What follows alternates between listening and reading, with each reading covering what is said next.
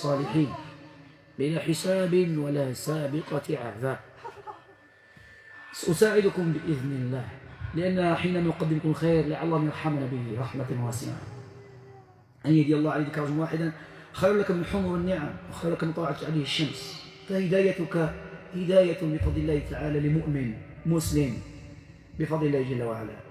أبشر بها وأنعم. سجلناها حتى تقرأ إن شاء الله عن عشقك وحبك حتى كل حلها، لأنك قلت كلمة قوية، خدرت ونعست وقتلت الرحم،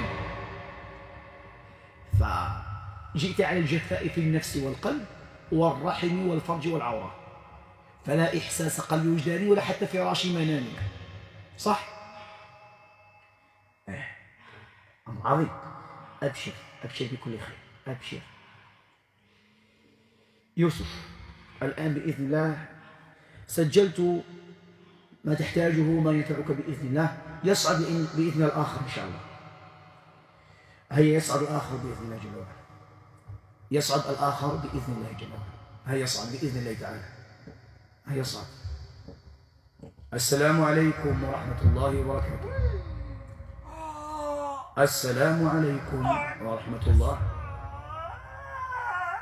وعليكم السلام ورحمة الله وبركاته. طيب خير إن شاء الله. من معي؟ أبشر بكل خير. دائما صعودك يكون مع هذه الكحة. الصعود الأول كان في الجلسة الماضية، وهذا الصعود الآخر أراه دائما مع الكحة. هذا تنبيه، لابد أن تكون تحقيق عندك. من معي؟ يصعد بهذا الصوت بالقوة وهذه الكحة. نعم شيطان. أسلمت لله؟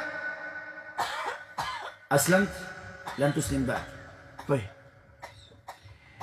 عندي سؤال. الأول ما كانت الكحة، لكن عند صعوده تكون الكحة. لماذا كتصعد مع الكحة هذه؟ لماذا؟ قال أنا شيخ هارم كبير. اسمع فلهذا صعوده شيخ كبير. أي نعم سبحان ربي. أحوال أصوات حركات تتجلى. صعوده بهذه الكحة المرة الأولى والمرة الثانية. فقال هذه الكحة تدل على لأني عجوز شيخ كبير ضعيف.